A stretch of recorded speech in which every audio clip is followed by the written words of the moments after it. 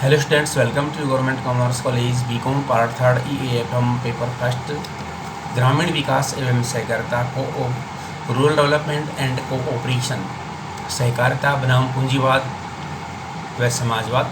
Topic पूंजीवाद और सहकारिता में अंतर। सहकारिता व पूंजीवाद में कुछ विद्वानों ने समानता बताई है, तो कुछ अनेक विद्वान हैं जिन्होंने इसमें अंतर भी बताया है। हैरोल्ड जे लक्की ने इस संबंध में लिखा भी है कि सहकारिता की यह मान्यता है कि लाभार्जन उद्देश्य कभी भी एक न्यायोचित व मानवोचित समाज विकसित नहीं कर सकता है। इसमें इस निष्कर्ष पर पहुंचा हूं कि पूंजीवाद और सहकारिता के मध्य समानता नहीं हो सकती है। ये समाज के बारे में एक दूसरे से पृथक धारणाएं रखती हैं। इनमें से एक मनुष्य द्वारा मनुष्य के शोषण को समाप्त करने का प्रयास किया जाता है, किंतु दूसरे में एक मनुष्य का दूसरे मनुष्य के द्वारा शोषण किया जाता है। सहकारिता आवश्यकता को प्राथमिकता देती है, पूंजीवाद लाभ को प्राथमिकता देता है। सहकारिता समाज को सामान्य आवश्यकताओं के आधार पर समृद्ध उपभोक्ताओं की एक महान बिरादरी मानता है, किंतु पूंजीवाद समाज को ऐसे व्यक्तियों का समूह मानता है जिनके अधिकार उनकी प्रभावपूर्ण मांग के बराबर मापे जाते हैं। इस प्रकार इसमें अनेक अंतर हैं जो इस प्रकार से ज्ञात किए जा सकते हैं। उद्देश्य पूंजीवाद का मुख्य उद्देश्य अधिकाधिक लाभ होता है, जबकि सहकारिता का मुख्य उद्देश्य सेवा भावना होती है। नंबर 2, संगठन का आधार। पूंजीवाद में पूंजी स्वामी व मनुष्य उसका सेवक है। इसमें पूंजी को मनुष्य से अधिक महत्व दिया जाता है, जबकि सहकारिता में मनुष्य स्वामी है व पूंजी सेवक है। इसमें मानव को ही अधिक महत्व दिया जाता है। शोषण पूंजीवाद दुर्बलों के शोषण के लिए सबलों का संगठन है, जबकि सहकारिता यह दुर्बलों के शोषण से मुक्त करने के लिए दुर्बलों का ही एक संगठन है। प्रबंध व्यवस्था पूंजीवादी अर्थव्यवस्था का संचालन निजी शासी करते हैं। सदस्य जितने अंशों का स्वामी होता है उतने ही अंश मत देने का अधिकार भी होता है, जबकि सहकारिता का संचालन जनतांत्रिक पद्धति पर किया जाता है। इसमें एक व्यक्ति को एक मत ही दिया जाता है, चाहे उसके पास शेयर कितने भी क्यों ना हो। प्रतिस्पर्धा पूंजीवाद में गलाकाट प्रतिस्पर्धा का प्रयास किया जाता है और एक दूसरे को पूर्णतया हानि पहुंचाने का प्रयास किया जाता है, जबकि सहकारिता में स्वस्थ प्रतिस्पर्धा पाई जाती है। सहकारी संगठनों में परस्पर प्रेम सहयोग की भावना होती है, जिससे निरंतर विकास को बढ़ावा दिया जाता है। नंबर 6, ब्याज पूंजीवाद में ब्याज दर पूंजी की मांग व पूर्ति के आधार पर निर्धारित होती है, जो सामान्यतः ऊंची दर से होती है। सहकारिता में पूंजी पर ब्याज सीमित ब्याज का सिद्धांत अपनाया जाता है। इसमें त्याग की भावना का स्थान होता है। इसे मापने का आधार पर ब्याज निश्चित नहीं किया जाता है। नंबर 7, नैतिकता पूंजीवाद में कोई नैतिकता का स्थान नहीं होता है, जबकि सहकारिता में नैतिकता का पूरा ध्यान रखा जाता है। इसमें सहकारिता व्यक्तियों का नैतिक स्तर ऊंचा करने की कामना करते हैं। यह व्यक्ति में समानता, न्याय, परस्पर सहयोग, ईमानदारी व त्याग की भावना भरी होती है। नंबर 8, आर्थिक सत्ता पूंजीवादी अर्थव्यवस्था में आर्थिक सत्ता का केंद्रीकरण कुछ ही व्यक्तियों या एक व्यक्ति के हाथ में होता है, जबकि सहकारिता में आर्थिक सत्ता का विकेंद्रीकरण किया जाता है। इसमें निर्धन व्यक्तियों के आर्थिक हितों की रक्षा की जाती है।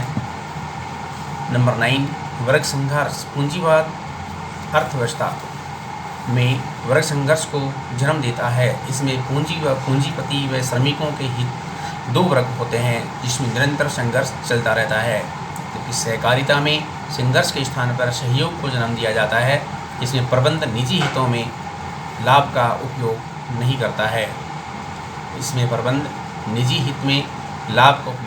करता है। नंबर 10, क्षेत्र पूंजीवाद का क्षेत्र संकुचित होता है। यह केवल पूंजीवादी देशों में ही सफल हो सकता है, जबकि सहकारिता का क्षेत्र अत्यधिक व्यापक होता है। ये किसी भी देश की किसी भी प्रकार की अर्थव्यवस्था में सफल हो सकता है। व्यक्तिगत संपर्क, पूंजीवादी अर्थव्यवस्था में व्यक्तिगत संपर्क का अभाव पाया जाता है, क्योंकि पूंजीवादी प्राय दूर दूर बिखरे रहते हैं, जिससे कर्मचारियों से व्यक्तिगत संपर्क नहीं हो पाता है। जबकि सहकारिता में परस्पर सहयोग आधारित आंदोलन होता है, जिसमें व्यक्तिगत संपर्क को विशेष महत्व दिया जाता है और उसको बनाए रखने के लिए रिसर्च भी किया जाता है। जोखिम, पूंजीवाद में जोखिम का हिस्सेदार स्वयं पूंजीपति होता है। उत्पादन के विभिन्न साधन भी वही जुटाता है, क्योंकि सहकारी व्यवस्था में जोखिम का हिस्सेदार प्रत्येक सदस्य होता है, क्योंकि वे सभी उत्पादन के साधनों के स्वामी होते हैं। सट्टा, नंबर 13, सट्टा। पूंजीवादी अर्थव्यवस्था में सट्टे की प्रवृत्ति पाई जाती है। इसमें अर्थव्यवस्था में उतार चढ़ाव आते रहते हैं, जबकि सहकारिता में सट्टेबाजी को समाप्त कर आर्थिक स्थिरता कायम की जाती है।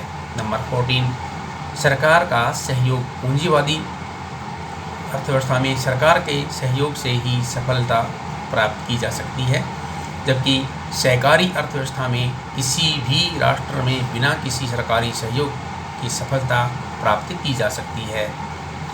लाभ का विभाजन 15, इसमें विनियोजित पूंजी के आधार पर लाभ का विभाजन किया जाता है, जबकि सहकारी अर्थव्यवस्था में सहकारिता में संस्था से किए गए लेन देन के आधार पर लाभ का विभाजन किया जाता है।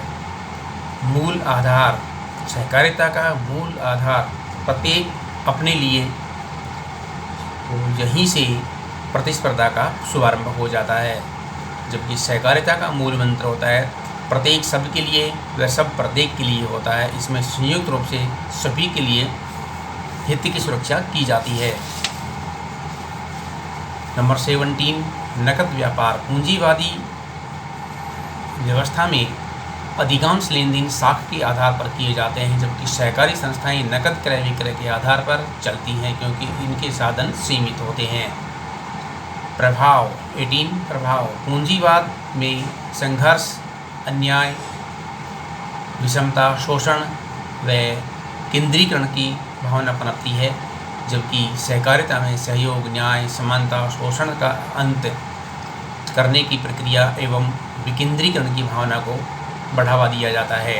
मूल्य, पूंजीवादी अर्थव्यवस्था में मूल्य मांग पूर्ति के आधार पर बढ़ते घटते रहते हैं, जिससे व्यापार चक्कर में तेजी मंदी आती रहती है, जबकि सहकारिता में मूल्यों को स्थिरता व उचित रखने का प्रयास किया जाता है, जिससे व्यापार चक्करों का भय नहीं रहता है। ईमानदारी, पूंजीवाद में बेईमानी एकाधिकार का बोलबाला रहता है, जबकि सहकारिता त्याग व ईमानदारी का पाठ पढ़ाती है।